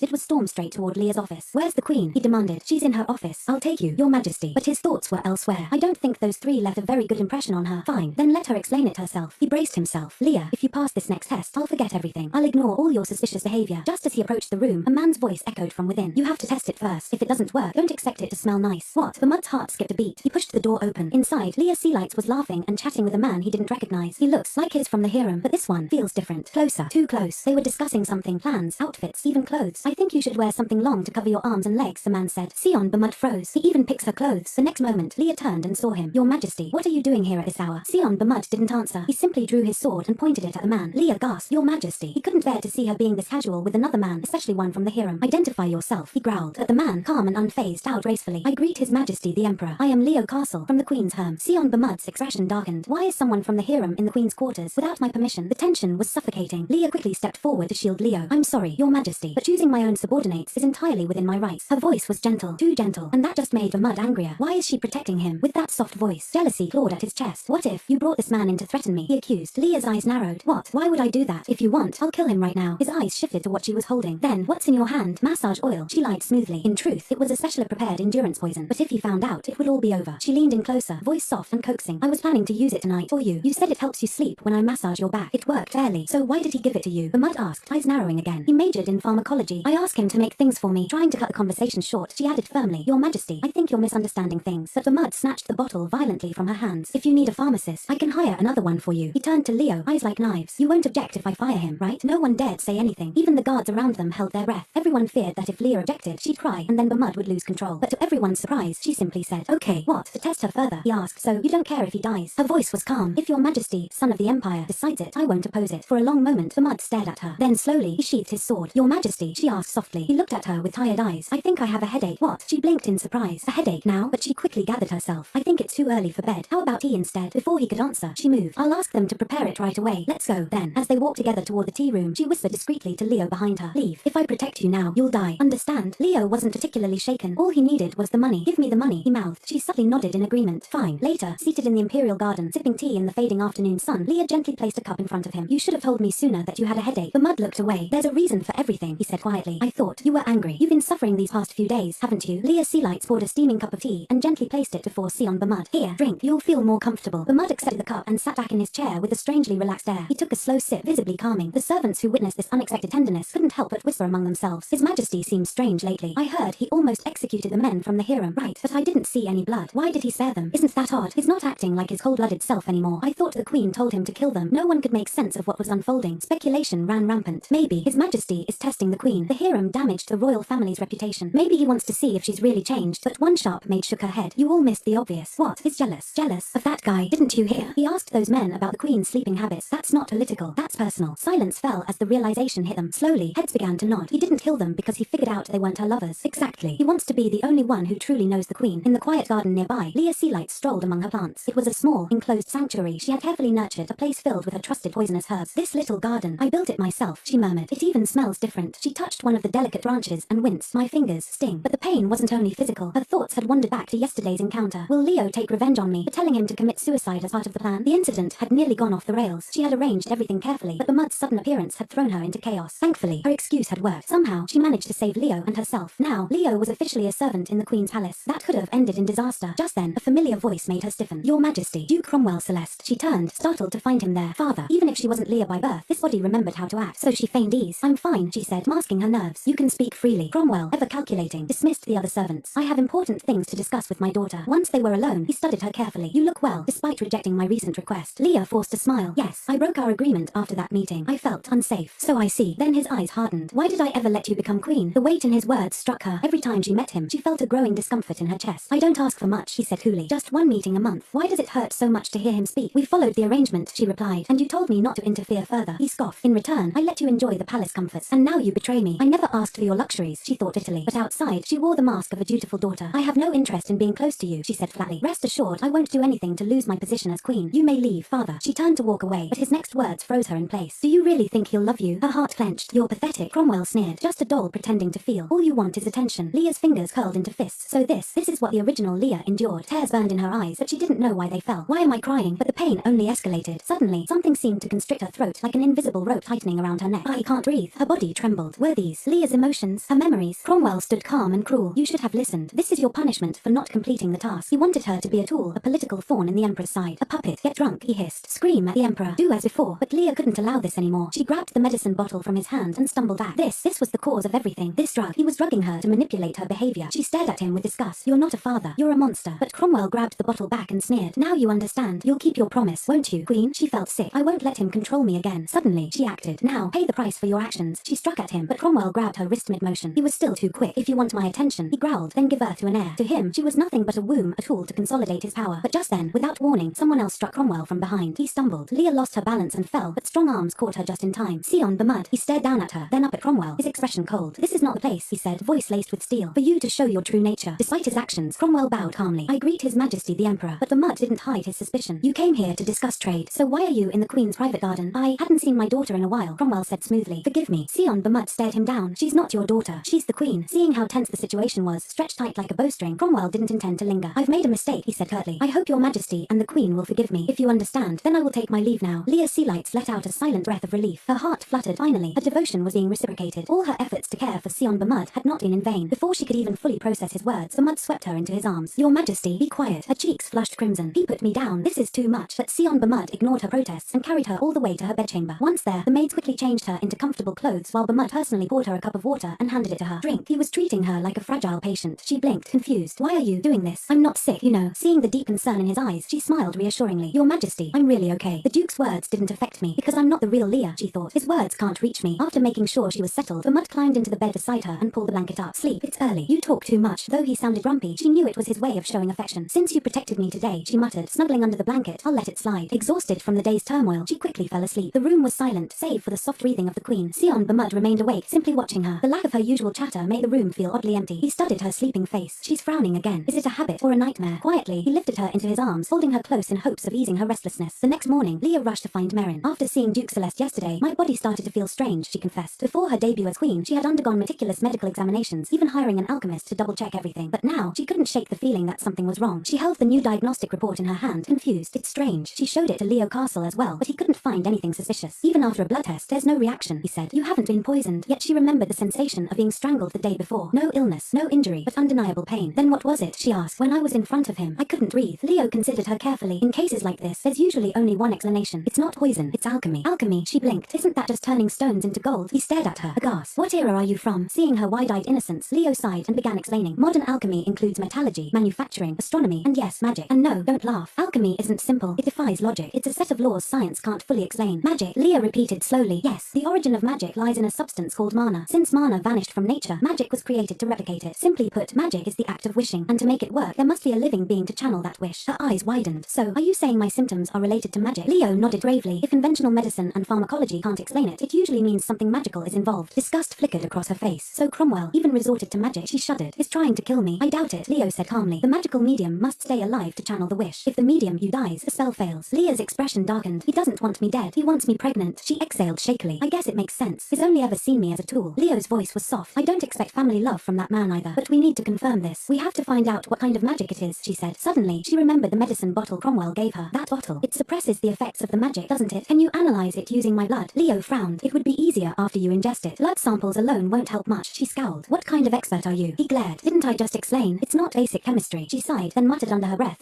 You're too good looking. It's distracting. Leo arched a brow. You don't get this antidote for free, you know. You owe me something. Fine, she grumbled. You want a gift? A valuable one. With a dramatic sigh, she handed him a pearl necklace. You're too sharp. How do you know I keep emergency jewelry? He smirked. Because I know you. Finally, after all the preparation, he handed her a tiny bottle. This is the complete antidote. Are you sure it works? Try it yourself if you don't trust me. No, you drink it first. Without hesitation, Leo downed the liquid. The initial toxin is mild, he said. You'll need to use the antidote regularly as more ingredients build up in your system. So far, so good, he added with a shrug. Still alive. Leah looked suspiciously at the remaining liquid. What did you say the key ingredient was again? Leo gave her a crooked smile. Human hair. She froze. What? He raised his hands in defense. My hair. Hair stores toxins expelled from the body. I extracted them to create the antidote. It's completely safe. She stared at the bottle, unsure whether to be impressed, horrified, or both. The complete antidote required a variety of toxin samples, ones that were nearly impossible to collect through cultivation alone. Although Leo Castle's method of extraction minimized the toxicity, it was still far safer than sourcing raw materials directly from nature. Now that he had earned Leah Sealight's trust, he made a bold request. We'll need more hair samples from as many people as possible. Leah frowned. How much hair are we talking about? When he didn't respond directly, she narrowed her eyes. Can't we just collect some from the palace servants? Leo shook his head. They all live in the same environment. Their toxin profiles will be too similar. What we need is uniqueness, and that can only come from nobles. They've grown up in more diverse conditions, and many have been exposed to low doses of toxins since childhood as part of their training. She scowled. And how exactly do you expect me to get noble hair? I'm not about to walk around snipping off their heads. Leo only smiled cryptically. That's for the queen to figure out. Reluctantly, Leah sighed and picked up the medicine bottle. I can't handle strong toxins yet, so I'll need to increase the dosage slowly, bit by bit. Let's start with step 1, she murmured, and took a sip. To her surprise, it was sweet. It's delicious. Leo raised an eyebrow. Everything has its price. The two of them stood in front of the mirror, silently waiting. Then suddenly, Leo doubled over, blood trickling from the corner of his mouth. No, Lindo, your blood. Panic shot through her. Is it because of the antidote? Leo calmly wiped his mouth and reassured her. It's fine. Coughing blood is part of the process. The body reacts to the toxins. It's not dangerous. See, there's even a documented case. He showed her a medical reference, and Leah gave a hesitant nod. Okay, I understand. But a moment later, she too felt a strange tightness in her chest. Blood appeared on her lips. She wasn't as shocked now, just unsettled. It's like being slightly injured. Grabbing a towel, she wiped it away quickly. If anyone sees me like this, they'll think I have some terminal illness. From now on, I better take this antidote alone. Meanwhile, back at his residence, Cromwell was being scolded by his superior. You're slow, hissed the disembodied voice of the red orb. I'm sorry. Cromwell bowed. Something unexpected happened. The orb pulsed ominously. Is that all you have to say? Desperate to redeem himself, Cromwell declared, I'll modify the plan and execute it immediately. I swear, this time it will succeed. The orb considered his words, then floated higher. I believe in you, it said coldly. But remember, the reward comes only when you've given everything. Try harder, or die trying. And with that, the red orb vanished into thin air. Wasting no time, Cromwell summoned a second orb. Its surface glowed with eerie energy, and it responded to his command. Yes, Duke. Together, man and magic began weaving a new, darker conspiracy. Back at the palace, Leah Sealights was dealing with her own miseries. I can't believe I'm collecting hair for medicine, she muttered, comb in hand. She had tried everything, combing the hair of noble daughters, bribing servants, even chasing down reluctant ladies-in-waiting. But the amount collected was pitiful. This is all I could get. Leo Castle frowned. We need more. Leah groaned. You think this is easy? You try asking people for hair without looking insane. Leo shrugged. Then ask his majesty. Ask what? To help, he said, as if it were obvious. She stared at him, horrified. You want me to ask Seon to help me collect hair? I'd rather pull out my own. But after a moment, an idea struck her. Wait, I don't have to explain everything. I just need him to host a party. The next day, Leah visited the emperor with purpose. The two of them were sitting closer than ever, sharing lunch. She picked up a piece of broccoli and held it out to him. You should eat more vegetables. For a man feared across the empire, Seon was surprisingly obedient in front of her. Your majesty, she said sweetly. Do you like parties? I hate them. Without missing a beat, she replied. Let's hold one. He blinked. I just said I hate them. That's exactly why we should do it. She gave him her most convincing smile. You'll see, it'll be fun. We can even celebrate our wedding anniversary. We've only been married 3 months. That failed, so she quickly switched tactics. Then how about a bet? He raised an eyebrow. Bet what? At her signal, the maids entered, rolling in carts stacked with cakes and bottles of chilled red wine. Leah picked up a bottle and poured 2 glasses. A drinking bet, she said. He stared at her blankly. Whoever gets drunk first has to do whatever the winner says. Sound good? Rumors claimed that Leah could drink wine instead of water. She had quite the reputation. But the emperor, she had never seen him drink. She smirked, hoping to provoke him. You're not scared, are you? He didn't answer. You don't even know how good this wine is. Right, your majesty. Finally, he reached for the glass. Got him. An hour later, Leah realized she'd made a fatal error. I am not drunk, she insisted, wobbling. She could barely keep her eyes open, but Seon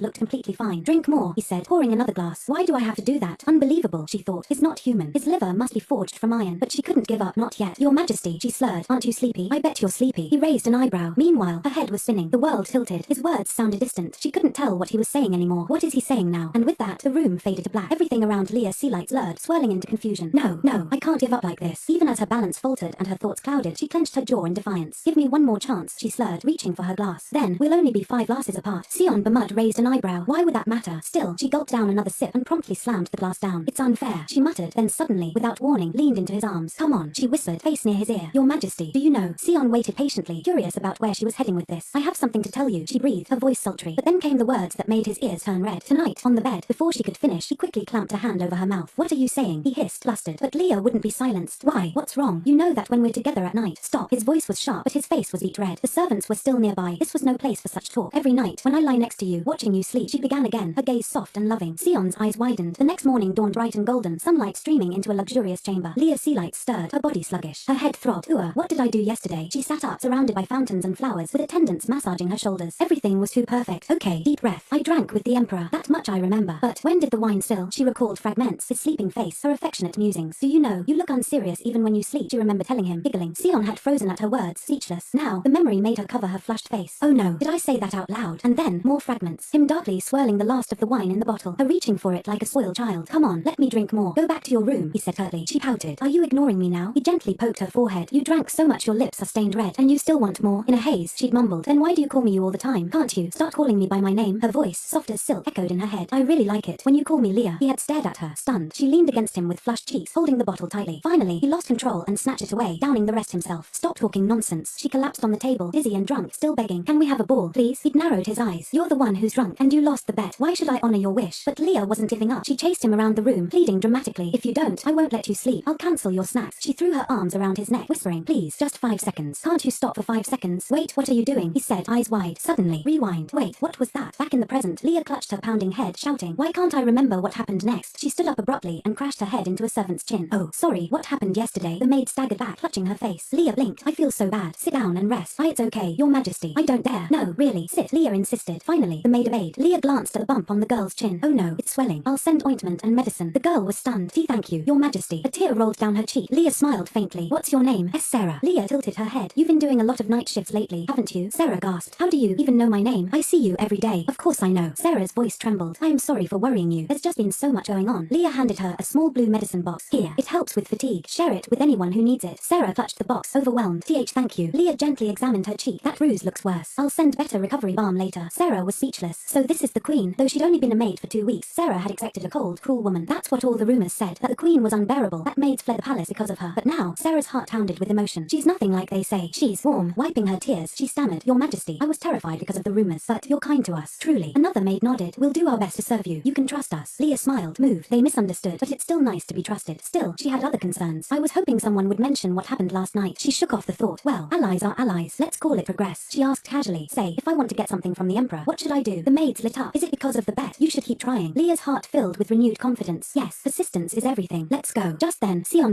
passed by. Good morning, your majesty, she called brightly, waving, but he simply turned and walked away without a word. Where's he going? Her heart jumped. Wait, that action. Does he do that to everyone? Suddenly her face flushed, her skin tingling like a current passed through her. What was that memory just now? Panic bubbled up. What if I said something terrible last night? Like, we're both going to die in 2 years. She froze, hand on her cheek. Did I accidentally reveal a heavenly secret? Leah paced, anxiety bubbling inside her. What if he thinks I'm crazy and starts avoiding me? She groaned, half to herself, half to the servants nearby. Did I say something strange to the emperor last night while I was drunk? I was already a troublemaker, she muttered bitterly. Basically a stalker. What if rumors spread again because I said something ambiguous? The servant beside her gently replied, that's impossible, your majesty. Even if something happened, we wouldn't stand by and do nothing. They smiled brightly. Everyone really likes you. You're very lovely, so it'll be okay. Leah's heart warmed. It's good to know they're standing on my side. She smiled playfully. Just make sure you really do protect me, okay? Of course, they chimed. As the maids left, all in a cheerful mood, another person entered. The atmosphere shifted instantly. You can't ask us to do that, your majesty, said the woman with a serious face. Giving such an order might make people think you're manipulating them into becoming allies. Leah blinked. Who is this person? The woman continued, visibly anxious. Please reconsider. If the maids misunderstand your intention, it could be seen as harassment. Leah stared at her carefully. This person. She narrowed her eyes, then suddenly remembered. Eloise. She mentally ran through the family tree. Father is Cromwell Celeste, eldest son of the Duke. His younger brother is Louis, who inherited the title of Earl Insula, and the girl in front of her was none other than Eloise Insula, her cousin. We were born on the same day. Our mothers died giving birth to us, and everyone used to say we looked so alike we could be twins. Leah offered her a seat. Eloise, sit here. Eloise bowed politely and sat down, wringing her hands nervously. I feel terrible when people call you a rebel, a stalker, or a witch. Leah paused. Wait, witch? Since when did that nickname appear? She sighed. I'm going to need a collection bin for all these titles soon. Eloise tried to smile sympathetically. I understand. That's why I want to help you. Leah looked at her, curious. How? Eloise took her hand and offered gently. You should publicly announce your repentance. Maybe even serve in the temple for a while. It would improve your image. Leah's expression sharpened. Eloise. Her voice was calm, but direct. First of all, I didn't manipulate the maids. They're not mindless tools. Eloise linked. What? And if any false rumors spread about me, they'll stand up to defend me, not because I told them to, but because they believe in me. Leah leaned back. If I do what you suggest, I'd be publicly declaring the queen of this country is a failure. Do you think that's wise? Eloise trembled, then burst into tears. I'm sorry. I didn't think it through. Leah was slightly caught off guard. It's okay. I know you meant well, but something still felt off. She's crying over that. That's suspicious. Then, another visitor entered. Eloise's father. Father, she said, standing. The man bowed respectfully. Greetings to her majesty. I am Louis Insula. Leah stared. So this is Uncle Louis, father's younger brother. They're so different. It's hard to believe they're related. She felt suddenly awkward. To anyone walking in right now, it must look like I bullied my poor cousin to tears. Louis broke the tension. It seems my daughter may have caused some distress. I apologize. His voice was refined and gentle. I've been troubled by the rumors about you recently, your majesty. If I have ever said anything inappropriate in the past, I ask your forgiveness. Leah blinked. Wait, you're apologizing? I thought you'd accuse me. This is too smooth. But his eyes were clear and steady. She stood slowly. No need. I'm happy to see you again after so long. Still, why are you being so kind? Isn't there some hidden agenda? Feeling unsettled, she smiled and gave a polite excuse. I should be going. I have work to do. I hope we meet again, your majesty, Louis replied, bowing. As she walked away, her hair catching the light, she glanced over her shoulder. For a moment, Louis's expression changed, just slightly. Outside the palace, Leah muttered, I'm so jealous. Eloise has such a warm father. Then she smirked. But it's okay. I have a Black Panther. That's enough. Suddenly, she gasped. I'm going to be late. A mischievous glint lit up her face. Should I go hunt that Black Panther who ran off earlier? In Seon Bamud's office. office. He sat alone in a vast, luxurious office. The heavy door behind him creaked. His eyes narrowed. Who dares? Suddenly, a golden key slid into the lock. Leah's voice rang out, sultry and triumphant. I've been waiting for you, Your Majesty. Seon jumped back instinctively. His eyes darted toward the window. Your Majesty, are you trying to escape? She cried, amused. We're on the 3rd floor. I was just opening the window, he said stiffly. It's hot, but it's autumn. It gets cold when the sun sets. Her tone was teasing. She walked toward him and wrapped her arm gently around his. Come here. Don't run away. Have you had dinner? She reached for the wine bottle. He quickly snatched the wine glass and covered its rim. You shouldn't drink alcohol. She tilted her head. Did I bother you yesterday? His expression grew serious. What do you remember?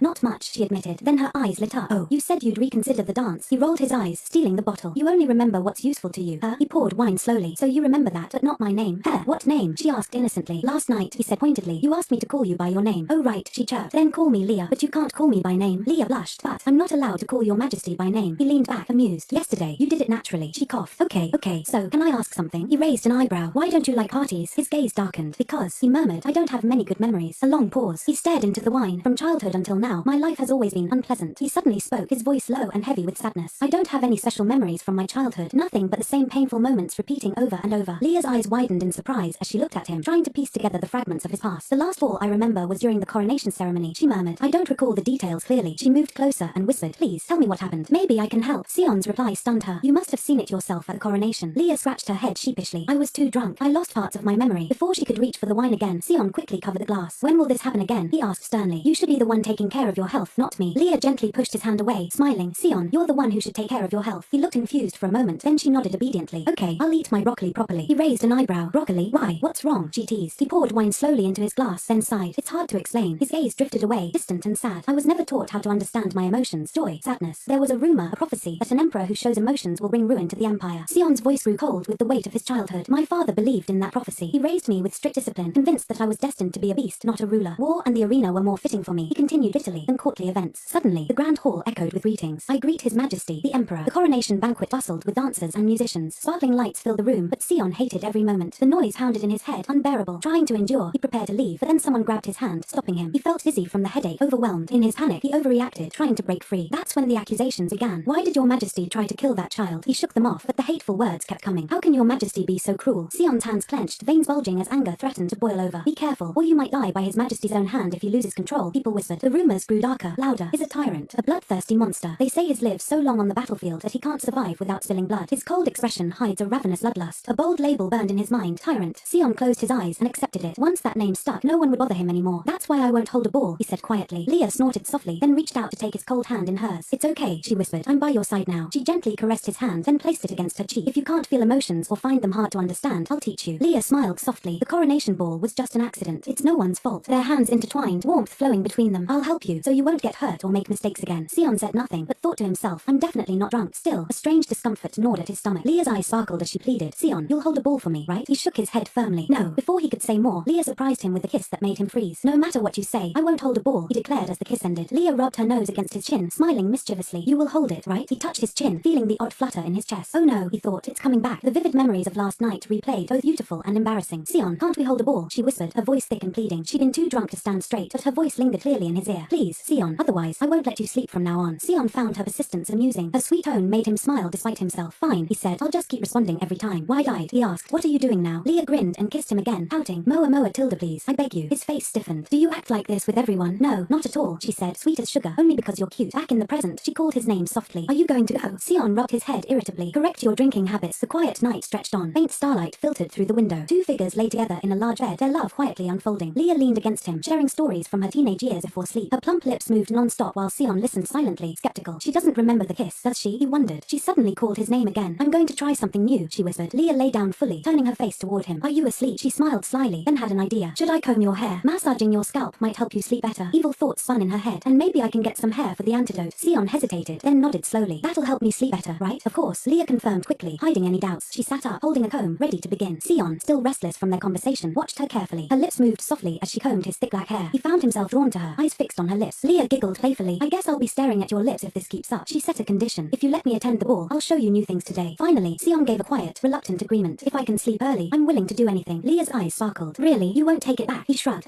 She twirled happily. Thank you. It'll be so much fun. I'll comb your hair from behind too. Turn around. Seon sighed in relief. I'm at ease now. After hearing his story, Leah had been worried when she couldn't remember much, but it seems I didn't make any mistakes. She smiled, a little mischievous. She'd succeeded. Seon's hair and everything else was going according to plan. The The bottle of antidote sat close by. A single strand of the Emperor's hair contained powerful memories and perhaps dangerous toxins. Leah gently asked, concerned, how does it feel when I comb like this? Is it okay? She showed him the comb, still new but one she had liked so much she bought it herself. Seon's eyes met hers. Did you think about me? He asked quietly. Leah blushed but didn't deny it. Yes, I do these things only because of you, Seon. The comb slid through his thick black hair as he pondered. It's a strange ritual, he said finally. Forget it for now. Tell me something interesting. Leah smiled, leading the conversation forward. Seon, do you know the taste of winter? The scent that arrives when autumn turns to winter. That's my favorite time of year. Seon said nothing, quietly listening.